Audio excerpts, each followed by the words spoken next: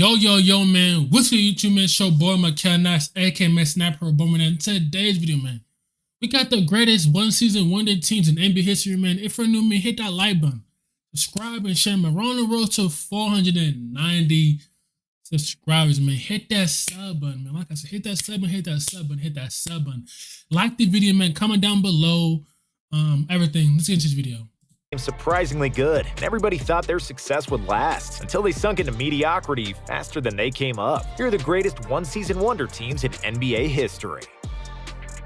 1994 Nuggets. Just like the mullet haircut, Mr. T, or the Betamax recorder, the Denver Nuggets were extremely popular and successful in the 80s. Just the 80s. From 1981 to 1990, the Nuggets made the playoffs. Their teams featured all-stars like Alex English, Kiki Vandeweghe, and Fat Lever. However, at the turn of the decade, things went south. For 3 consecutive years, the Nuggets failed to reach the postseason. Then in 1994, Denver finally managed to sneak into the playoffs as the 8th seed. They were heavy underdogs against the first-seeded Supersonics, and nobody gave them much chance, especially after losing the first 2 games in Seattle. But then, a miracle. Dikembe Mutombo and Mahmoud Abdul-Rauf led the Nuggets to win the next 3 games and advance to the second round. It was the biggest upset in NBA history, and the first time an 8th-seeded team defeated the best team in the conference. The Nuggets narrowly lost in the second round, but it seemed like they had laid the foundation for a perennial playoff team. The dream fizzled out quickly. Come the 1995 playoffs, and they lost in the first round. But the kicker, they also lost to Dikembe Mutombo over a contract dispute and didn't make the playoffs for the next 8 seasons. 2019 Raptors. In chess, sometimes you have to sacrifice a knight to capture the queen, the most versatile piece on the chessboard. DeMar DeRozan was a 5-time All-Star who got repeatedly destroyed by LeBron James in the playoffs. And Toronto's GM Masai Ujiri knew he needed to make a change. He sacrificed an All-Star to get a superstar. It was Kawhi, a fun guy and the most dangerous queen on the chessboard of the Eastern Conference. The Raptors also got a rookie coach in Nick Nurse, added Marc Gasol, and invented Pascal Siakam and Fred VanVleet. It seemed like Ujiri sacrificed too much when the Raptors lost the first playoff game to a... Yeah, right here.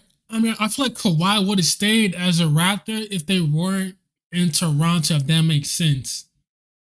I don't know, though. 7th seed Orlando until Toronto got serious and got past the Magic. The hype was building, but their true test came in the second round against the stacked Sixers team. After 6 games, the series was tied. Oh no, how the hell the Sixers team did not win? Then they see had Simmons, motherfuckers had Jimmy Butler, like bro, what? And the score was even in the deciding Game 7, with 4 seconds left on the shot clock. Kawhi dribbled the ball, took a shot, and after 4 bounces, it was instantly one of the most memorable game winners in NBA history. In the conference finals, it seemed like the Raptors were doomed again. Bro, if I'm the damn Sixers, the way to lose like that is...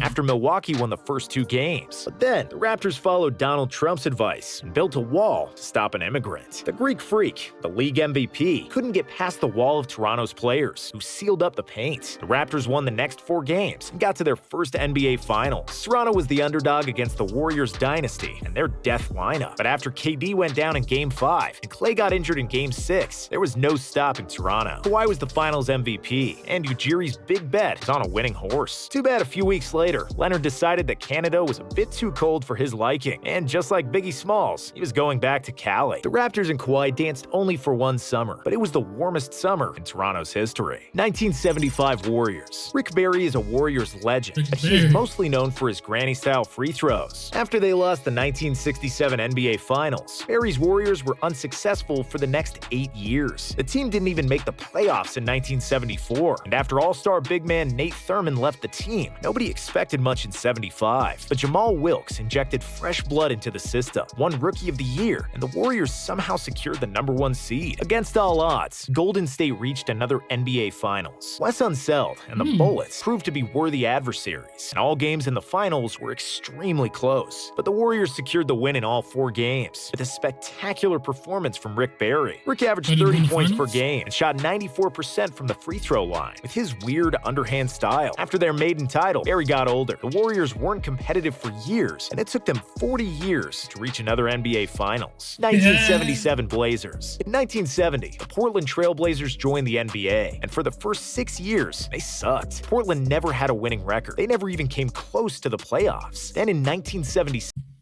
the Portland Trail Blazers sucked back then, and they still fucking suck Now, nigga, I said it, nigga.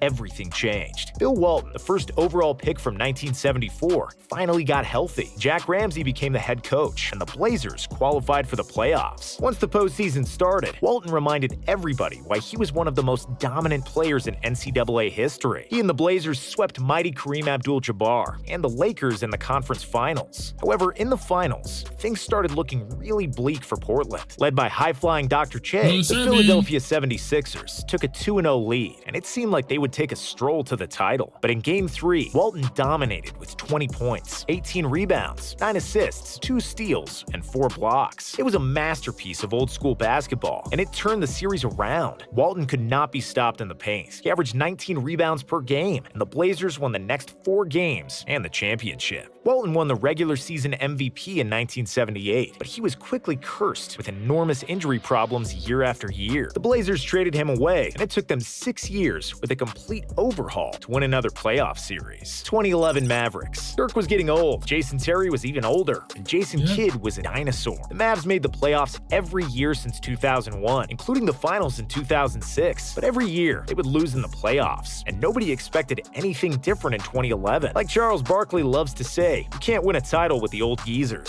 I just don't get how the Heat lost in 2011, bro.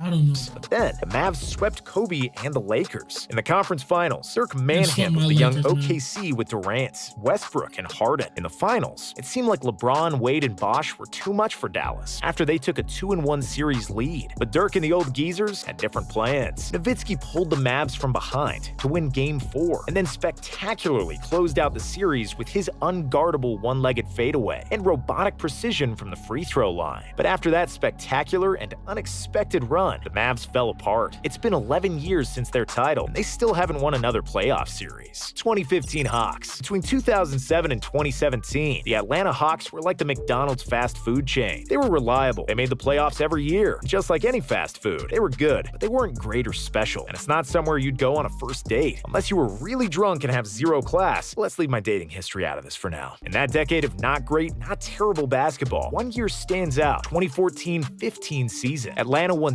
60 games that year, the most in franchise history, and 22 more than the previous year. They had 4 All-Stars, which was an NBA record. They clinched the #1 seed, and Mike Budenholzer won Coach of the Year. It seemed like they were on the brink of something special in the playoffs. They won their first 2 series and secured their first trip to the conference finals since 1970. But then, a cold shower. LeBron James tapped him on the shoulder and said, "You're cute, but I rule this conference." Atlanta got swept by the Cavs, and slowly but surely, it all went downhill. They soon became a lottery team. 2001 Bucks. The Milwaukee Bucks had 5 great years with Kareem in the 70s, 5 very good years with Sidney Moncrief in the 80s. They were enjoying success in their last 5 seasons with Giannis. Everything else was 50 shades of sadness, except 2001. After the horrendous 90s, the Bucks finally managed to form a decent squad around 2 Hollywood actors. Ray Allen was the emerging all-star and the star of Spike Lee's He Got Game. That time, bro, He Got Game is a W movie, bro. Ray Allen, I thought, bro, Ray Allen, bro, I'm not gonna lie, bro. Ray Allen was that nigga for real, though. Ray Allen, bro, on the you got this on the Bucks, he was like that. And some of y'all probably knew from what the Celtics just shooting threes and shit, and the Heat from shooting threes. Young Ray Allen, he was like that. He was nice. He was dunking on niggas. Pause, like, I'm trying to tell you, bro. Sam Cassell averaged 19 points, 7 assists, and was the star of Steven Spielberg's E.T. Together with Glenn Big Dog Robinson, Cassell and Allen pushed the Bucks to 52 wins in the regular season and the 2nd seed in the conference, compared to the 8th seed from the year before. They reached the conference finals against Allen Iverson and the Sixers, whose 2001 season could have also been on this list. But the Bucks lost Game 7, and the Sixers went to the finals. Milwaukee didn't even make the playoffs next year, and it would take them 17 years to win another playoff series. 2013 Knicks and Nuggets. Carmelo Anthony is not a very patient man. The New York Knicks aren't either. I could have also said that the Knicks are extremely dumb, but impatient is more politically correct. In 2011, Carmelo was a free agent, but he wanted to get to New York during the 2010 season so badly that he forced a trade mid-season, 4 months before his deal expired. By coming to the Knicks half a season earlier, he robbed his desired team of future draft picks and excellent role players. The Knicks agreed because they're the Knicks. So, Carmelo joined the aging knees of Amari Stoudemire. Yo, he said they agree because they should have just waited.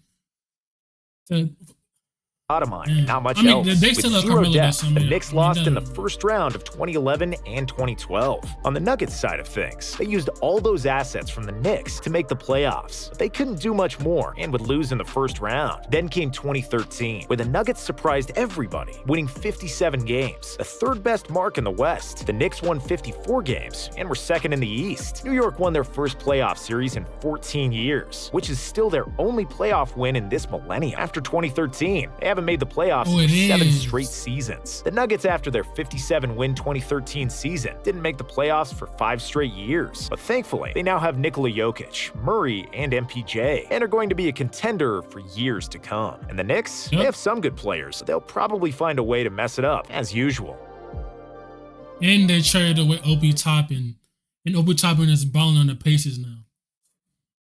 Man, that was the video of the greatest one season wonder teams in history, man. If y'all fuck with that video, man, like, subscribe, share, man. And I'll see y'all until the next one.